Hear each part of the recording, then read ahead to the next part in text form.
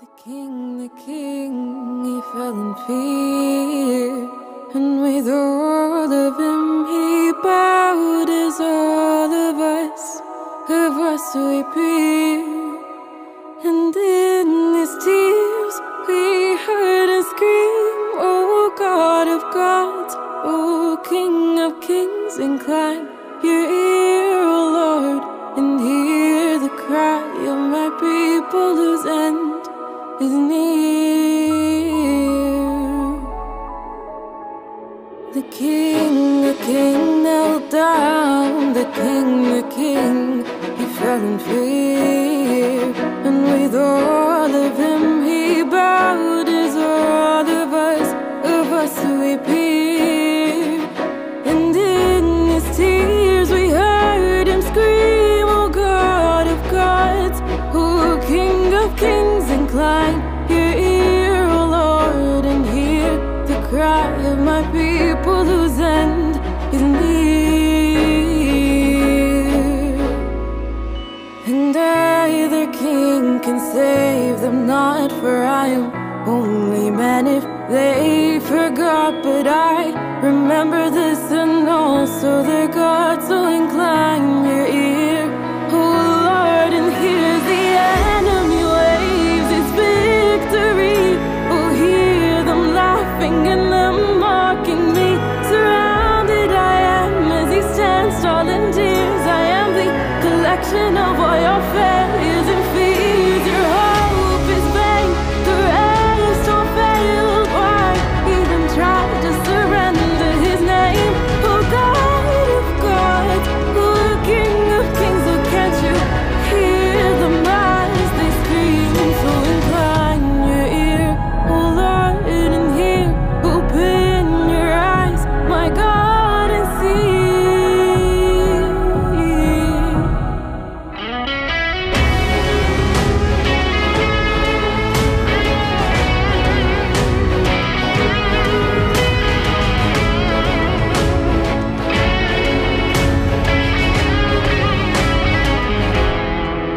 Watch as your children troubled and toil, crying to the Father who told them all, just call one day and I will find you in the midst of all this mire. So open up your eyes and see how we bow here on our face and knees. Save us, oh God, I plead, do not give up on us in our need. Let us not fall on our faces in front of the world, waiting for us to fail, but instead come, lift up our ails, fill us and be all that remains. Oh God of gods, oh King of kings, incline your ear, O Lord, and hear. Open your eyes to us below and see. Oh God of gods, oh King of kings, incline your ear, O Lord, and hear. Open your eyes to us below and see. Oh God of gods, oh King of kings, incline your ear, O Lord, and hear. Open your eyes to us and see. Do not give up on us in our need.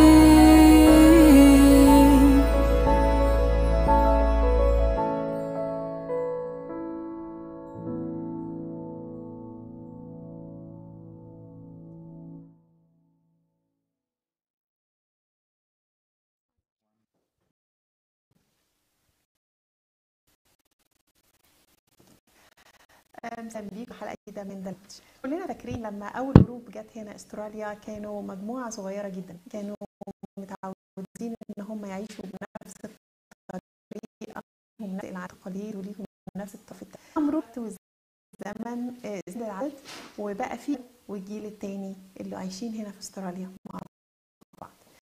We have now different culture, different league and one community here in Australia. The question is there a gap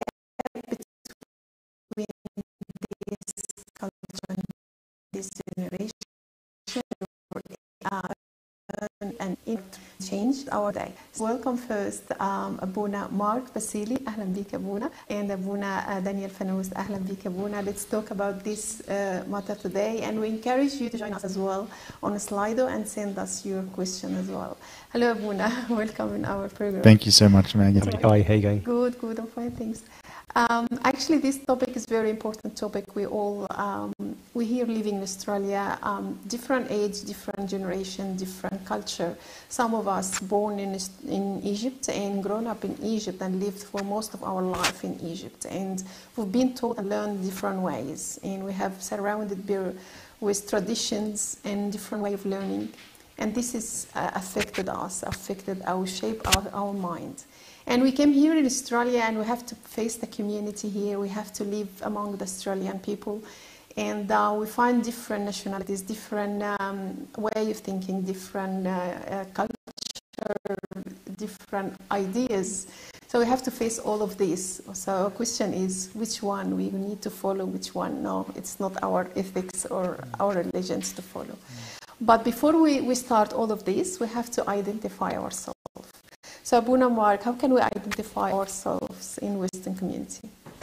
Yeah, look, I think that is one challenge that a lot of young people face growing up in Australia, especially if their parents have probably migrated to Australia or born here, had come at a young age. The challenge they have, I think, is trying to figure out who they are, because in one token they are Egyptian. Another level, they are Australian, living in Australia. On a third level, they're Coptic Orthodox, which is, for us as Coptic Orthodox Christians, faith is deeply embedded into who we are. So to juggle this Egyptian, they're Australian, they're Coptic Orthodox.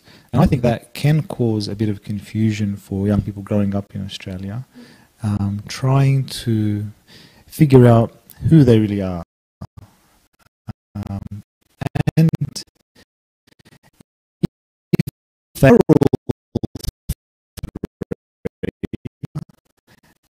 happy being part of being Orthodox. I think getting children to that point where they're happy and proud and they know who they are, I think is the key challenge for parents for their children. But I don't know, Father Daniel, what do you think? What do you think about our I think that's right. I mean, I think there's a difficulty in navigating the identity, and it's different for every family. You know, for example, my father came out when he was 14, and so for us, he himself identified, yes, as an Egyptian, but also as an Australian. We, as the next generation, identified as probably more Australian than Egyptian, whereas you have other families which really hold on to the Egyptian culture. And so for them, the Egyptian identity then kind of pushes a little more on top of the Australian identity. And so I think that's fine. There's no need to be a place for them to express their identity, no matter how it is. And then look, regardless whether Egyptian, more different maybe, is that they understand that they have a very strong Orthodox identity, that they worship Christ, they're a Christian. And I think if the focus is more on being a Christian, as we understand in the Coptic Orthodox tradition, then family can navigate those pressures in their own unique way. You know, and there's many different parishes in Australia that can accommodate to different families and different styles as well. So I think trying to identify what is the most important part of the identity, the fact that they are Christian, and then looking at each different family and how they navigate Egyptian versus Australian. It's very good. Abuna, I would like to ask you about the new way of thinking, or how can I change my mind, change the way of thinking about different things. From Romans 12, chapter 12, verse 2 says, and do not conform in this world, but be transformed by the renewing of your mind, that you may prove what is good and acceptable and perfect will of God. So what will mean renewing your mind? Well, in his particular, there's probably to what we're talking. Thinking, because sometimes I need to change because in Egypt,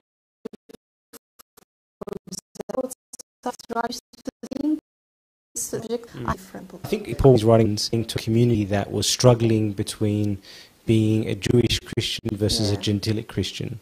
And so for him, what he's trying to say to both of those groups, especially to those from the Jewish, a bit more from the Gentilic Christian who were struggling with the Jewish Christians, was let your mind be focused on Christ. Let your mind be renewed by Christ. Let Christ be your entity almost. Let Christ be how you think, you know. Else St. Paul will write about this idea of bringing every thought captive to Christ. And so I think that then becomes we identity and everyone else, is that if truly we bring every action, every movement, every identification, every part of our nature captive to Christ, then that helps us to discern what part of my thinking might be right, what might be wrong. You know, just before I came here, I was doing the dishes, and I remembered that, you know, probably a year or so, somebody came and sat with me and said, "No, I'm leaving my wife." I said, "Why?" I said, "You've only been married a very short period. Why do you want to leave your wife?" He said, I can't stay with her anymore." I said, "Why?" He goes, "She asked me to do the dishes." And I said, "And? Was she rude? Did she swear?" He goes, "No." And I said, "So what's the problem?" Whereas in his mind, he grew up in Egypt, had recently come from Egypt. He had never, ever seen his father ever do the dishes. I'm not trying to stereotype and saying no male in Egypt does the dishes. I'm sure many do. But in his particular family, he had never seen a man do the dishes. And so when his wife asked him to do that, it was as though she was insulting everything about him. Whereas for me, and probably for Father Mark, that's part and parcel of our lives. We probably do more dishes than we want to do. And so I think then you have to identify, is this then, if I bring that captive to Christ, is this something really which is part of my identity as being a Christian? And if I bring that into captive to Christ, then I realize this is probably a cultural tradition, a cultural idea that can be dispelled and gotten rid of, so that I can do what is Christ-like, which is to serve my wife. And I think many things come into that kind of pattern. Again, when we had, this might still be an issue, I'm not sure, is that I went into hands in my pockets, and I had no idea that there was a problem with having your hands in your pockets. And so time, other week, his pants in his pockets, and he was forgive Paul. And the priest hurt him, and I remember when Paul was a young child, got very upset. Now, if you did that today, that if anyone walked up can hear their hands in the you would have parents go foot. And so you have to, you know, things are different. Say that is what is wrong, but in particular context, we have things subject to Christ and see did it have a place perhaps, but does it have a place here? I love the word that you say, that Buna, how can our identity with our Christ? Because if we say that identity as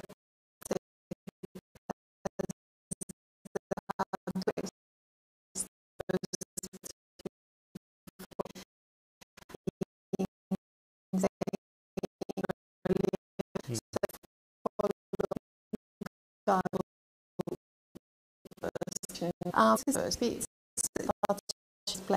of the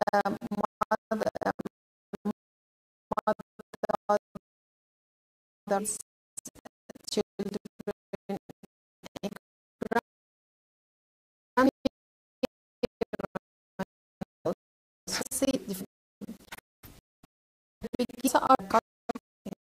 Look, I think it's true in different cultures.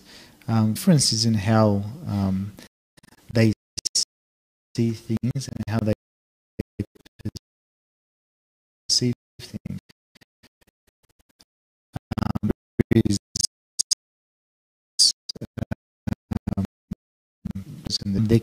Parents would call if the child is not understanding why the parents are acting in that particular way, and the parent why is the child particular way. So all these trends your child with the members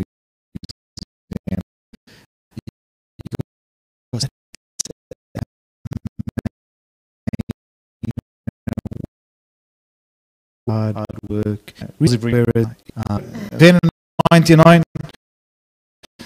Exactly. Where's the and that is to push the child more, but by putting them down. You're going to fail. You're going to turn out to be nothing. Yeah, the aim is the same child, but the method becomes different. So the child growing up in the Western feels, why am I being put different? Show from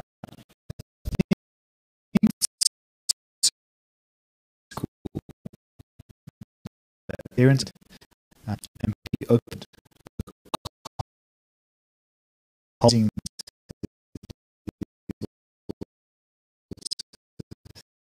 to then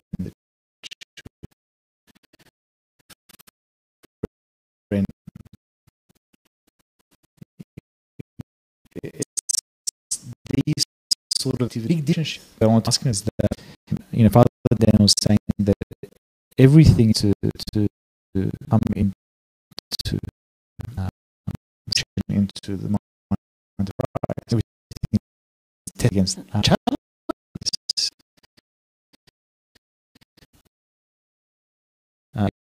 Is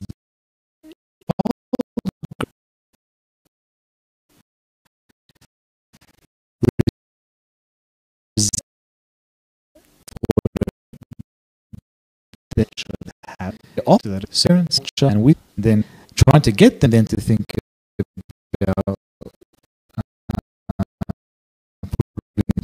things against Christ.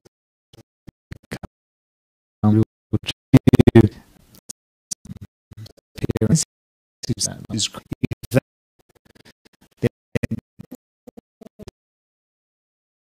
they should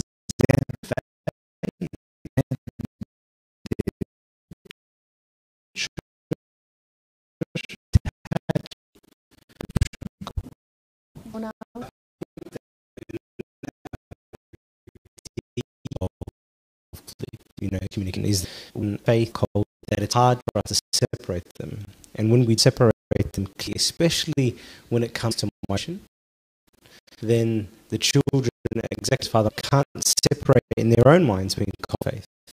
They see something negative in their culture associated with faith, and so you can hear this when you say things like, when you confess, I can't be around Egyptians.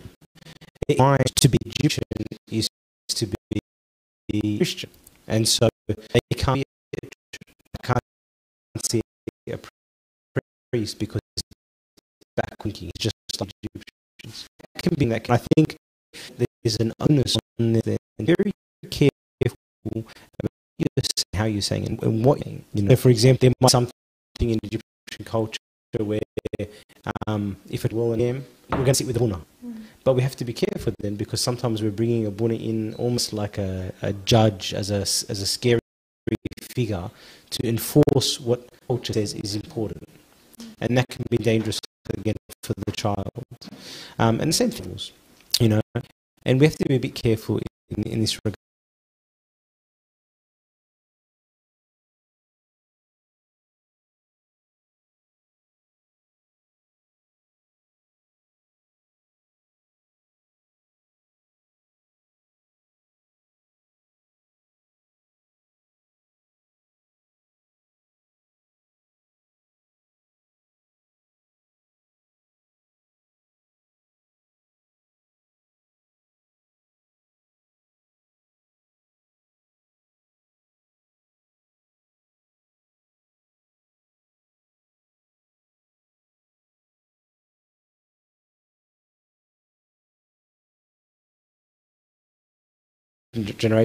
Generation gaps is one thing, but then you add a cultural gap on top of that. And so we have to be very, very mindful of that our children are functioning in totally different ways, and that means that I have to give them the freedom that maybe things are important to me are not important to them. And if I give them that kind of freedom, then in their Christianity they understand they follow Christ, not an Egyptian form of Christ. And that's not to say that the cultural elements are totally to be thrown out, not at all, but it means that the focus has to be on Christ in the house and nothing else. Buna, maybe our kids, when they know about the Egyptian culture, maybe more information or maybe good things about it. Like, for example, if I linked our Egyptian fathers and saints to their learning or their life, maybe they'd be proud of. I would try to imitate them. So it's about, unfortunately, many parents is not aware on the same awareness of how value the Egyptian parent or saints or pharaohs, for example, because we've got a very, very valuable historic history, or maybe, So exactly. Yes, you'll find that there is a great deal to be proud of, and I'm not saying that the heritage of that culture needs to be thrown away, but the child needs to be free in order to see the glory of that, in order to identify with that in their own way. Not forced upon them, not you have to be in this particular image, not you have to be in my particular image because you're my child, but with the freedom. And then you'll often find that. So often in the second and third generation, they find that the first generation of the migrants will kind of react to what was in the past, whereas the second generation after that attach. But then often the third generation after that also detach again. But there needs to be freedom. And I think that's why it's so important to really carefully discern what is purely culture, what is purely faith, and then what is some things of culture that encourage faith. Abuna Mark, how can parents have the big goal of understanding their kids and the opposite? How can the kids understanding as well that the parents have been brought up in Egypt or grown up in Egypt different ways? How can we have the mutual understanding? Yeah, well, I think just, linking into the point that Father Daniel was speaking about, in how to let children feel confident and proud of their Egyptian sort of background, and because as you said, there is a lot to be proud of. The Egyptian culture has a lot of good things in it, and you've mentioned, of course, the church is probably the most glorious part of the Egyptian history that it presented to the world, a Christianity that is so deep and historical, and introduced things like monasticism. And so I think on two levels we need to let children feel proud. One is by knowledge. So you belong to a great nationality, you belong to a great church. To their mind, to educate them on the history of the church and the glory of their background.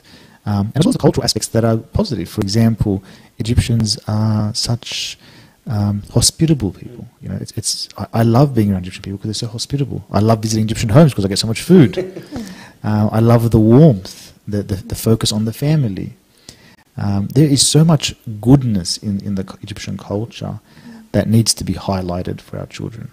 But I think to support that, then it needs to be an environment where their children are growing up in an environment they love.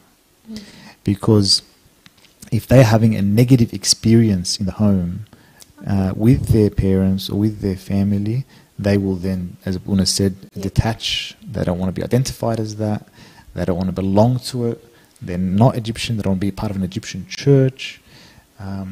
So it's not just educating them on the good things of being in Egyptian culture, but letting them experience it in the home with a lot of love. And as you said, open-mindedness and a relationship. And then they'll be attracted to it. You become attracted to it without even having to push them into it or forcing them into it. They become attracted to the warmth, to the love that is in the house. Abuna Hilba has a really good analogy, that he always says. And he says, imagine a monk, a layman wants to become a monk, a novice wants to become a monk, and he has an option of 3 or 4 monasteries to choose from. And he spends a week in each monastery trying to pick which monastery he will join. And he attends one monastery for a week, and he finds that the monks are fighting together and there's no joy. And then he goes to another one, and the monks don't like the bishop, and the bishop doesn't talk to the monks, and he finds that it's really depressing.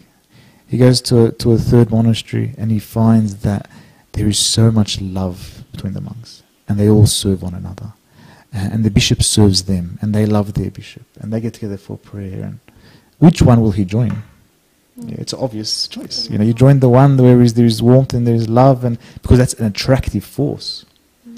And it's the same for the home, that we need to create an attractive force of love and of unity and of understanding and of discussion and of being open-minded, of respect.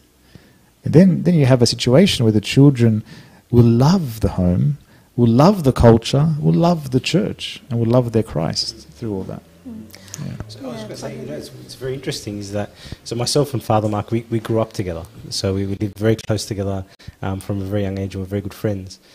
What I observed in our group was that there were lots of families that were very, very Egyptian. There were some families that were less so Egyptian. And there was a lot kind of in the middle. With all of them were migrants, migrant families. But what I have observed, and Father Mark will probably agree with this, is that if you look at the families, regardless of how they are on that spectrum, from Egyptian, less Egyptian, or completely Australian, the houses that were filled with love, then the children respect and love their parents regardless. And so we had some parents in our friendship group who were extremely Arabic, hardly spoke a word of English, who looked very strange to us, acted in very strange ways, but because they were filled with love, we respected everything about them and loved everything about them. And they became very close to us, even though there was a huge cultural gap. But you could have somebody who was very Australised, very little Egyptian culture, but at the same time didn't have that level of love that we wouldn't connect to. And the same thing happened with service. So we were served with a whole group of different servants, some of them very Egyptian, some of them less so. It didn't really matter as long as there was a lot of love and respecting the freedom of the younger generation to be different. And I think that's one of the hardest things. So I think if there's love, as Father Mark said, and at the same time a respect of the freedom of that child to grow and to be different, because there's nothing wrong with being a little bit different in terms of the culture and whatever else, I think that's the recipe for kind of ensuring that child grows in the love of Christ and the love of the family. I think, I'm not sure you agree with me or not, some parents maybe have the fear of change, like maybe a fear that if I leave my son to be to follow anyone, maybe he can do anything wrong behind me, or hiding anything behind me. So become very, very strict to them. So this strict, the kids or the children related to these tricks has to be in the Egyptian way. So sometimes when the parent instruct the children, and the children can say, no, this is rules, you can apply in Egypt only. You can't here. We here live in Australia. How can the parent link the instruction to the Bible, for example, or how can they educate their kids in a right way? Do you wanna? Yeah. Yeah, look, I think this does come back down to open discussion. I think what part of the Western culture is being able to talk about things. Whereas I think some parents make the mistake of أنا قلت لا يعني لا لما بابا يقول لا without discussion Dad please, Mum please, want to go out, want to do this, and so I think we'll reach a good result by discussion. So sit down and let them speak. Let the children speak about what's on their mind, what they want to do, why they want to do it, and understand. Let them feel that you understand. Habibi, I know you really want to go to the party. I understand, like I was your age one time, and I know your friends are all going to be there, and I'm sure it's going to be a lot of fun at the party. But tell me, is there going to be alcohol there? Is there going to be inappropriate dancing, for example? Yes, Dad, there will. This is what I'm worried about for you. I don't want you to be in an environment where there's this sort of thing, Maybe we can think of a way where you can go out with your friends for lunch the day before, the day after, as a separate event. That way you can still celebrate with them. And I think that kind of discussion and respect, understanding what they really want, talking it through, will reach a good outcome where the child will be happy, rather than just the disrespect of la. I said no, no, yeah. Sorry, unfortunately, Abuna, I have to cut the conversation now because we have a technical issue at the moment. We can continue soon, very soon. Thank you.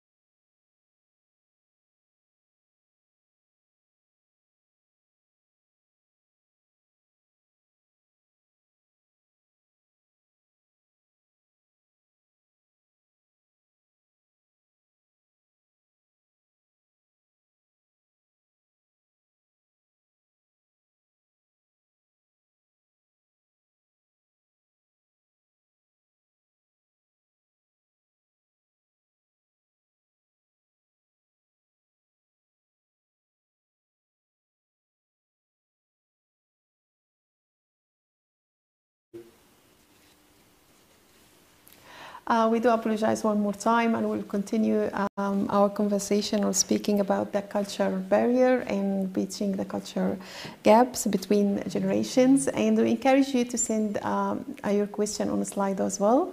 Buna Mark, there is, of course, some common issues parents can face when they're raising their children. What some more common issues can faces here in Australia from your experience? Yeah. Well, I think generally parenting from Coptic Orthodox families, even that have migrated, is very good, and because of the focus on the family.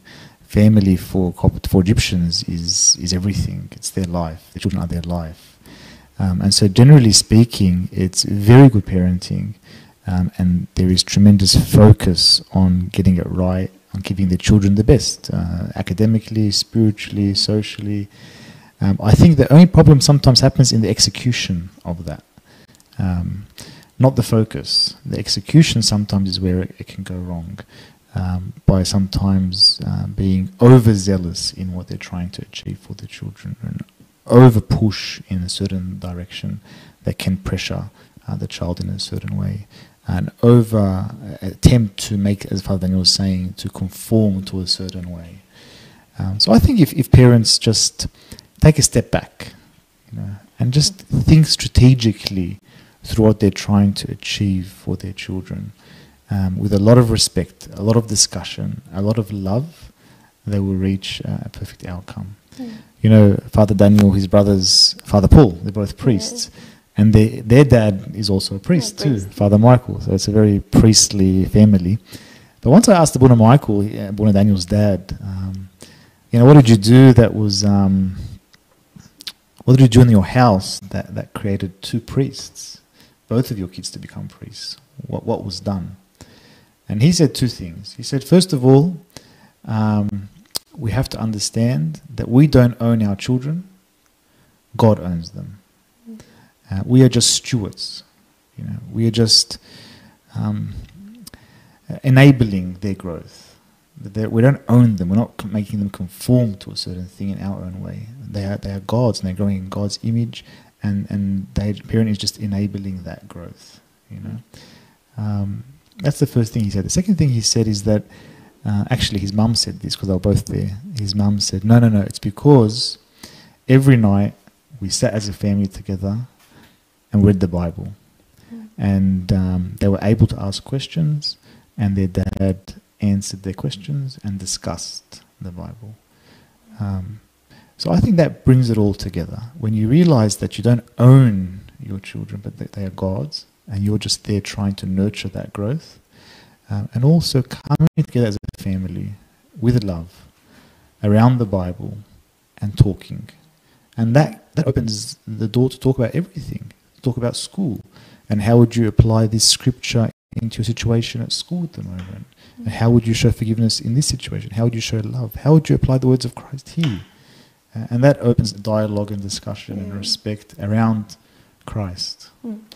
I think the very important tool or support is the Bible, because when you used to read the Bible with our kids, maybe we read the Old Testament and New Testament, and we can find all through the different generation, different stories, and all of them, all the saints focus on God, and they have a similar situation can happen these days.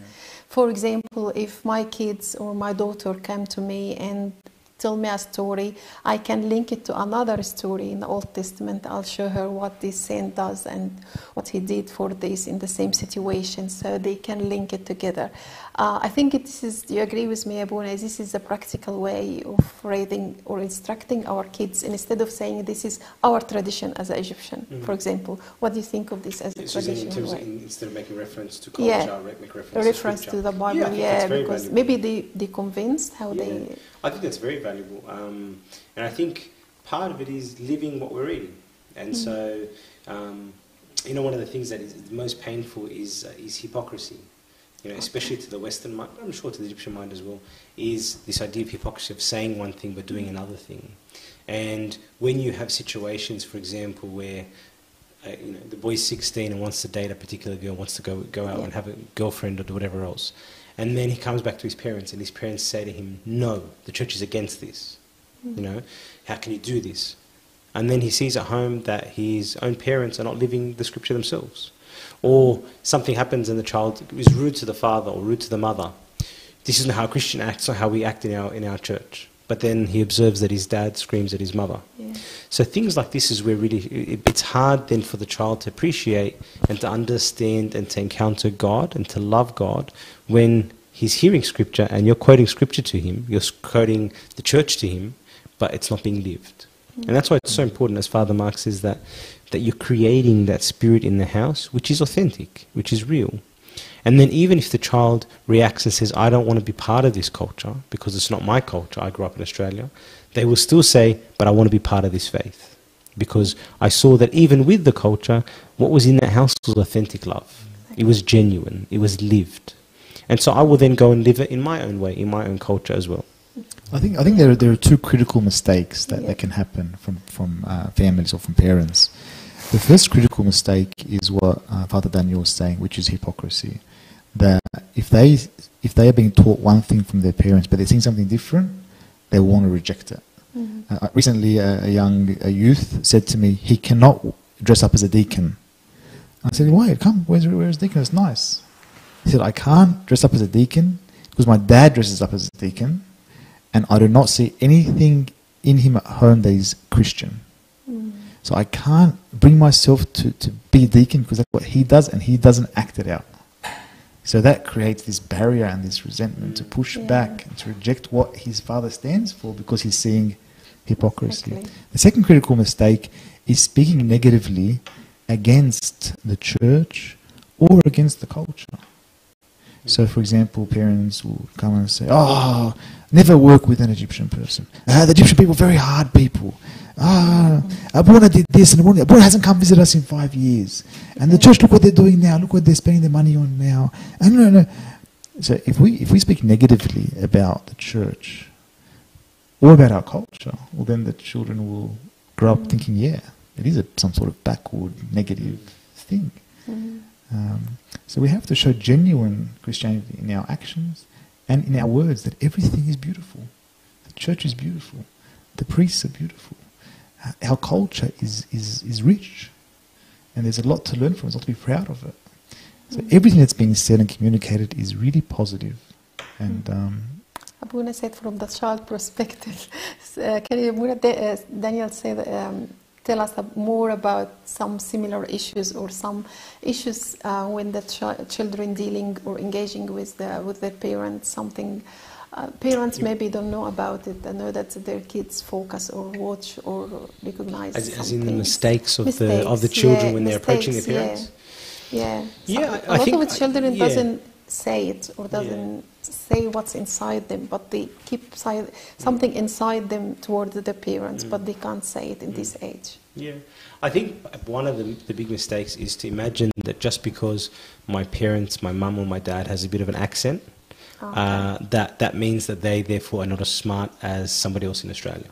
And I think that's one of the most dangerous things, is that we look at our parents and can think, well, because they weren't born here, because they may not speak English as well as us, because they may not understand things that happen in society as well as us, that means that they're unwise, or that means that they're backward, or that means that their thinking is narrow-minded, when that's not the case at all. That's not the case at all. And so the kids then need to appreciate, my parents may have an accent, my parents may not understand some of the lingo or things that are going on in Australian society, but they may be much more discerning of what is real, of what needs to be happening, of what is wisdom and how to act in a particular situation than I am. And so part of that is just not to automatically, as soon as my parents disagree with me, think that's because you're backwards. That's because you're from Egypt. But to stop, and if the parents are called to be open-minded with their children, then the children also need to be open-minded with their parents. Yes. To see that mum and dad love me, they love me truly, and just because they disagree, it may not be because of backwards mentality. It may actually be because they're genuinely right and I'm wrong. And so I think that open-mindedness and that love, and you see it. You know, a lot of things we're talking about now, in a good house where there is a lot of love, this conversation is useless because they're doing these things naturally. They're respecting each other naturally. They're respecting that they're different naturally. And so part of it is recognizing that that if I truly love this person, if I truly respect this person, then I listen to them, regardless of how they sound, of what kind of language they're using, regardless of whether they're from Egypt or from Australia. It makes a difference. Makes a difference. And so I think that open-mindedness and that freedom in the house is most important. How can we teach them? How can they respect their parents, whoever they, what's the situation, if it's accent over education level or anything? How can we educate our kids or teach them how to respect the parents? I mean, look, I think that like everything else in every relationship, it's not just parents, it's among friends, it's in work and everything else. Respect comes from love. And beyond the love also is how I treat that person. And so if I treat somebody with love and with respect, then they most likely will treat me with love and respect. There's no reason why a child would disrespect his parents if his parents have always treated him with love. He may go through an angry phase and hormonal phase when he's 16, 17 or whatever else it may be. But there will always be a great deal of love between the parents and the child will therefore respect them. But you can't force respect. And I think that's one of the things that is hard. And this is not an Egyptian-Australian problem of a parent and a child. This is actually something that happens across generations, and generational conflict is that often you'll hear things like, when I was your age, I used to respect my parents. And we actually joke about this all the time, that I'll always say that, you know, when I was 7 years old running around, all my dad had to do was just to look at me. And that was it. I would drop what I was doing, I'd sit down, and my behavior would change immediately. Now I look at my kids, you know, I'll pick up a cup, I'll do anything. And they don't change. It's as if I'm not even looking at them. And then we'll say things like, see how they've changed. So I think part of that is to realize that I can't expect respect. Yeah. I can only earn respect by showing love to my child, respecting my child, respecting them in the first place, and then they'll come to respect me. Una Mark, in terms of different learning styles, because in Egypt we used to learn or to be educated in a different ways than here in Australia. For example, we maybe focus on activities and sports and arts and all this stuff. How can the parents change their idea of learning and not to put a pressure on the kids to be on a certain education level or have a certain degree, for example? Yeah. Look, I think that may not necessarily be a cultural issue, but more just trying to understand the child and their strengths and playing to their strengths. For example, you might find some children that naturally are very academic, and so it would be actually a good, wise thing to push them academically, because that's where their strength lies, and that's where they will find themselves. You know, once a child finds that they are successful in something, that builds their confidence. So if a child is naturally moving in a way that is academic, well, then they will be great to keep nourishing that path, to let them find themselves and find confidence in that. On the other end of the spectrum, if a child is really struggling academically, then if we only push that, then we'll end up with a child that's not confident, because they are unable to succeed academically despite the pushing and the pressure. And they haven't found another avenue where they have been able to succeed. For example, if a child is very good athletically and sports-wise and can really excel in sports, well, then it'll be wise for a parent to nourish that, because that will build their self-esteem and their confidence. At the same time, push academically too. So you're kind of creating a balanced child that is succeeding in at least something, but growing in everything. So I guess just a balanced view is good, and understanding the child. Buna Daniel, do you think that the Western culture challenge our faith? Is that right or not, and which way? If we talk about the church and our faith, because... Yeah, I mean, look, but it depends what you mean by culture. So in any new movement or place that the church finds itself, there will be challenges. When St. Paul moved out from Jerusalem and went parts of Greece and Turkey, there were challenges to the faith, but there are also opportunities. You know, there are also opportunities. Yeah, I mean, maybe Western culture means sometimes here in Australia or any Western areas that comes with different ideas or different... like the focus on atheistic culture. Yeah, freedom of religion or... and so of course, boyfriend, girlfriend, all these ideas that comes up. Yeah. And Yes, of course there will be challenges in that regard. But then again, as we've been saying the whole way through, if I'm genuinely living my faith for my children, then and articulating that faith, then what will happen is that very quickly they will also begin to articulate their faith, you know.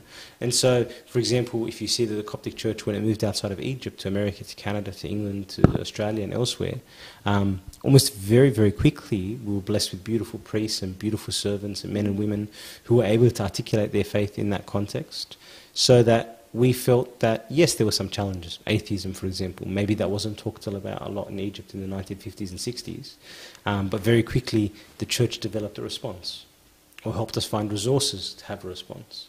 And so I think as long as we're all living our faith, there are challenges, yes, but there'll also be opportunities. There'll be opportunities to then articulate, to become deeper, you know, to really articulate, well, if you're saying that I shouldn't believe this because there's freedom of religion in the West, and we don't just do what our parents do, then if I do choose what the faith of my parents, and I do properly encounter God, then my faith becomes much stronger. And so there's an opportunity then for a bit of depth as well. So, Abuna, how does the church function, the two generation or two culture, means the Egyptian who born in Australia and the Egyptian who newly immigrate from Egypt? How they can do the link between them here? Yes, look, I think this is a challenge for the church, because the church has to cater and serve migrants, and migration is still continuing. So the church is needing to serve new migrants. It's needing to serve the second, third generation that have grown up in the country. Very different style of service, different language, and then thirdly is beginning to do the work of evangelism and catering for the non-Egyptian culture, the Australian multicultural. But I think Father Daniel is in a good position to sort of talk us through this, because he has established a new parish called St. Luke's. And in St. Luke's, this has really been their focus on trying to let the church reach second, third generation Coptic Orthodox Christians, as well as evangelizing to the rest of the culture. So I think you give us a good perspective on your experience there and how the church can respond to this challenge. Yeah. So, I mean, as we've been saying, if the church is properly focused on being the church and not just being on a preserver of culture, but actually being a place where people can encounter Christ according to the Coptic Orthodox tradition, then the church has no problems meeting the needs of these people. Whether they are Australian, whether they are mixed marriages, whether they are third generation Egyptian Australians. The problem can sometimes be that in any parish that is doing an incredible job serving Egyptians, Australians, or just Egyptians, or whoever it may be, that it's hard to have multiple focuses. It's really hard to serve different groups of people in one place. So, for example, there's one of my parishioners before has been attending Coptic parishes for the last 25 years, and he said to me, "You don't know the pain of every Sunday sitting at a table where people are cracking Arabic jokes." Okay. He goes, "You don't know." He goes, "For 25 years, I've sat there. Every time they do it, I get up and I leave the table and I walk away, and no one knows why." And he has to bear this for 25 years until he attended a parish where he would sit at the table and everyone is speaking in English and there weren't Egyptian jokes. And so it's not that the Egyptian jokes are wrong; they're actually very funny, and I quite enjoy them. It's that somebody who is not from the Egyptian culture will struggle in that kind of environment. And that's something that is, if we all think about it, for example, if tomorrow I took myself and Father Mark and we took a Taghalab and we became laymen again, and we went and attended a Chinese church where 99% of the people were Chinese, no matter how beautiful and how warm and how welcoming they would be, we would struggle to feel that this is our home, because there's an obvious cultural disconnect. And the same thing. And so I think parishes like St. Luke's, but also many parishes across the world, the American Coptic Orthodox churches in the United States and other places, are doing fantastic jobs in trying to meet the needs of people who may not identify so much with the Egyptian culture anymore, but also people that are new, mixed marriages. So, for example, in Sydney at the moment, the mixed marriage rate in the last 13 years is about 50%. That's a large number. And that means that the next generation, even if they still identify with Egyptian culture, their partners don't, their children don't, because they're not Egyptian anymore. You know, there might be Italian, there might be Greek, there might be Chinese, there might be Vietnamese, there might be whatever. And so the church then needs to create a space where they can encounter Christ according to the Coptic Orthodox tradition, but without being Egyptian. And it's the same thing that happened with St. Paul, with people wanting to encounter Christ without having to become Jews. You know, it's the same thing that happened when the church moved from Israel, from first century Palestine to Egypt, which we sometimes forget. When you had a land that was Pharaonic, for want of a better term, that became then Coptic, that then had to struggle with Islamic domination and having to adopt an Arabic language. It's the same thing that's happened over and over and over again. And the church is beautiful at adapting. It may take a bit of time, but the church is beautiful at adapting because at the depth we understand that we're following Christ and nothing else. Yeah, you said, Abuna, I think it's God speaks through the Father or His people, or they're looking after the church to give them the wise enough to attract more people from different cultures to be united with God. So what other positive ways or ideas to attract many people to parish for the new generation, new culture in Australia? Is there any other ideas than just having a church for them, or maybe to show them more about our culture or our faith? Is there any ideas more from the church, positive I think one of the things that Father Mark touched on is that love is a very attractive attribute. Yep. It's actually magnetic. It's attractive with an incredible power. And I think what we've experienced is that almost anyone that has come to the church, and the same thing here at St. Mark's, who has come to the church has not come because they walked past and saw a lovely building and then walked in. Generally, it's because they know somebody. You know, they know somebody. They met somebody. They worked with somebody who attended the church, where they saw peace in that person. They saw love in that person. They saw a joy in that person. And they wanted something of that. It's attractive. It's attractive. And so I've always thought that the most attractive or powerful way of evangelism is purely by ourselves being holy, to be transparent to Christ, so that people don't really see us, they actually see Christ. And if that happens, then it doesn't matter who you are, where you are, you will bring people, naturally. Puna Mark, on the other hand, if we let that cultural barrier to be increased, what other problem can be created or disadvantage can happen as a result of this big gap? Yeah, you mean church or family? Church and families, and both. Yeah. Well, I think as a church we run the risk of being too exclusive. We exclude people because of culture, so culture can become a barrier. And that's a shame, because the Coptic Orthodox Church is so rich and it's so beautiful. And probably it is the most vibrant Orthodox Church in Australia, if we're speaking about Australia. And so it has and must have a role within society and amongst the people. When you have something precious, you want to share it. And we consider our faith the most precious thing that we have. And when you have something that precious and that life-giving, then how could you not share it? But we become stunted in our ability to share it because we wrap it around in culture. So I think what the work Father Daniel's doing, and many other clergy around the world, which is just peeling away the cultural aspects that are just cultural, and bringing the real Coptic Orthodox faith to the world. And when people are encountering it, they are blown away by it. A lot of the Christianity and the churches that are out there today are often new inventions, superficial at sometimes, but to give something that is that ancient, that original, that close to the apostolic age, that touched Christ, that St. Mark himself established, and with it holds 2,000 years of spirituality, you can't compare. Yeah, so we have to share that with the world, and so we run the risk of being unable to share that if we attach too much culture to it. In terms of family, I'd like your perspective, Maggie. You know, you've raised two wonderful young girls who are successful and beautiful, and How's your experience been raising your two girls in Australia and the challenges you went through? How you bridge the gap? From my opinion, I rely on the Bible actually, because it's, from my experience, it was the first support and very big tool. Because I've tried to say something, no, you don't have to do this, and I'm not agree with this something. Say my daughter say no, I'm not convinced. So I thought that the way to read the Bible every day with them. So I went across for one of the stories, for example. So I kept it in my mind from the Bible, and if something happens similar to this situation, I'm going to refer back to this story. And this way it works for me.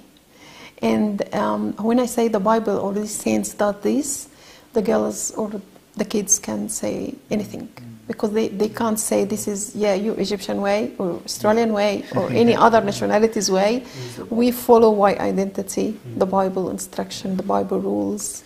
Can go anywhere, no wrong with it. So I think the parents have to be strongly read the Bible, and they can find all the situation can face in their life with their kids in the Bible stories, and they can refer back to it. It's a very good tool.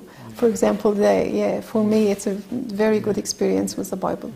I have to refer back to the question with Slido. I'm very happy with receiving question. I encourage you, if you have any questions, would like to have Abuna's advice. There is a question says, how can two youths from different culture get married?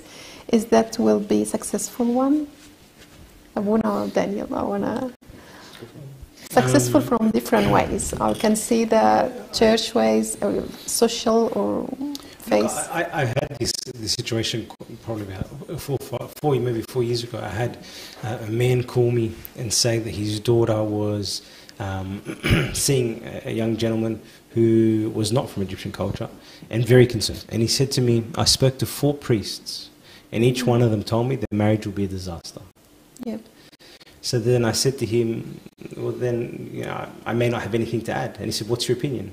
I said, my opinion is their marriage will be like any other marriage, because your daughter is as Australian as he is. There's no cultural conflict. Your daughter was born in Australia. She grew up in a very Australian part of this Australian town. She had Australian friends. She went to an Australian school. She's closer to the culture of that boy than anything else.